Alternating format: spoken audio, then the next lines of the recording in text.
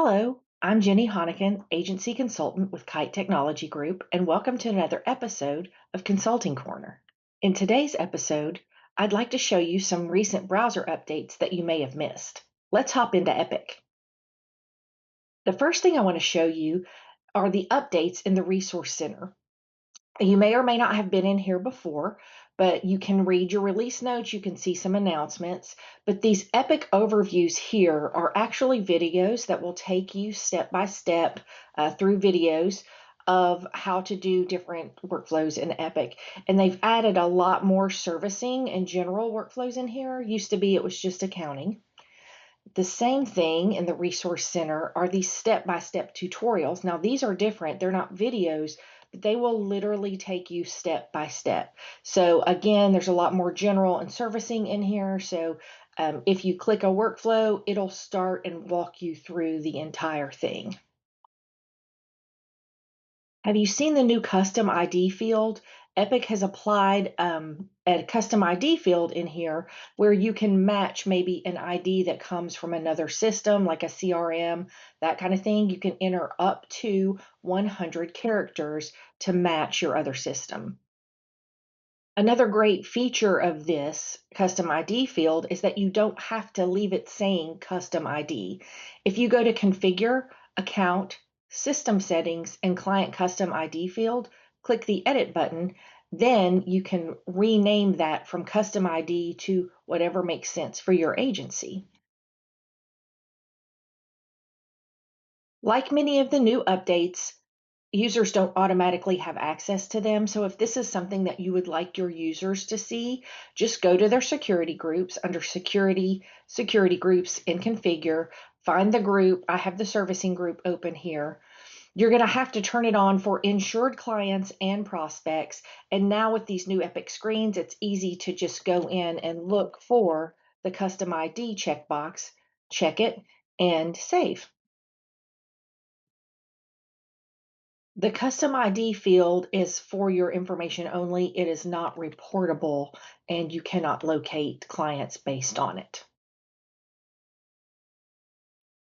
Epic Dashboards has some changes as well. If you're the asset builder, you can come and look and manage the dashboard access. So this is the only way that you can actually modify any existing dashboard without going into the asset builder and creating a whole new one. If there are certain dashboards that you want to hide from the roles, you can do that. Just know that if you hide any of these roles, they will lose their Pulse dashboard and they just get a default dashboard with that. But that is one update there. The other update is you'll notice that in a lot of the different roles, you'll now see some client contracts, dashboards, and some claims management dashboards. So investigate that. That is in the account manager role and in the department manager role. Another feature I'm particularly excited about are the Personal Lines Renewal Insights. These are activities and reports that will come. The job is run every morning at 3 a.m. for renewals for the previous day. So there is no scheduling of this job. It's just if you create the activity, the job will run and generate the activity codes and the reports. It works better for downloaded policies, but let me just show you how it works really quick. The activities that you add are 7777 for Personal Lines Auto Renewal Insights. For the settings, you want it to go either to a specific work group or a specific person. You can keep them open or closed depending on your agency. Now remember, you're going to get a lot of download activities too. So best practice, most agencies like to keep these closed and then run an activity to report to see what's generated based on these. You can also look at your download activity and when you get that open download activity, then say, oh, let me go look for the renewal insights. However you want to configure it, I recommend closed. It's not closed here, but I recommend closed. And of course, successful so that you don't have to have that pop up. Specific work group, click finish. 7777 is linked to the auto. You can't change that code. I would keep the description the same. And then again, specific work group, specific person. 9999 is for the homeowners. So Personal Lines Homeowners Renewals Insight. I'm going to show you the activity and the report now. Here is the auto activity, and it's literally just an activity with a message. It will let you know your premium, between your renewal and your current, and your change in premium. So this is very similar to that download premium increase activity that you may be getting. The addition is it will let you know if there's any changes during the policy term. So if there are, in this auto, were there violations or convictions, this one changed from 2 to 3, and there's one claim, that kind of thing. It's also accompanied by this PDF. It's not attached to the activity, but it is in your client's attachments. And it's nice because it's client facing, so you can give this to them.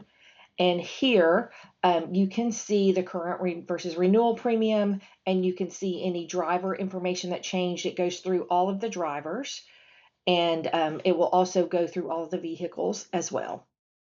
And the auto one, similar. The homeowners one is very similar.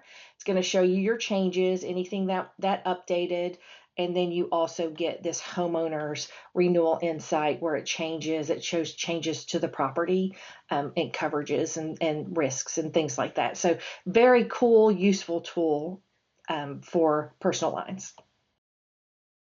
And this is my absolute favorite update of the past few months. You may have noticed a benefits overview screen that's showing up over here in your navigation panel when you're in a client. This is for benefits clients. This will be on all of the clients, but it will only populate if your policy type of business is benefits. So if it's coded as life and health or personal or commercial other, it's not going to show up. But this is a phenomenal screen. It's everything in one place. You get just some account detail information just right here, and it pulls from all of the screens in Epic. Here's your contacts, your primary contact, your main business contact. You can actually add a new contact from here. If I click this plus, it'll take me to the contact screen. Here are any activities that are associated to plans. So if I've got an open activity, the default is open. If I've got an open activity that is attached to the plan, then it will show up here, and I can toggle here and see just the closed activities as well. I can add an activity from here. A word of warning: when I add an activity, it is going to add it to the account level. So you want to make sure, if you're adding an activity from that screen, that you change the association and put it on the actual plan that it goes to. So just one word of caution there. You can see all of your in-force plans here. And again, you can add a plan right from this screen. And then if you're populating some of your benefits screen on your account detail and within the policy, then it's going to pull in all of that information as well. So just really exciting for the benefits folks out there. I know they've been doing a lot of work for you guys. So that is a fun update. All right, so those are the main updates just over the past few months. The main updates that have come to Epic, the new features, pretty exciting. I know we're going to be having Connection Suite updates where it's going to auto connect, and we've all been getting announcements about that, so be looking for that. And then the most exciting is in Q4, they're slated to release the Epic Outlook Bridge. They're going to completely do the Outlook add-in, and so hopefully we'll get a consulting corner out there for you. But thank you so much for watching. If you watch us any amount of time at all, we're Kite Technology. We do managed IT. We do Epic optimizations and customizations, and we just help you get your Epic system running. Just follow our links below to contact us if you need any help with any of your systems or any of your ITs. And again, thank you so much for watching.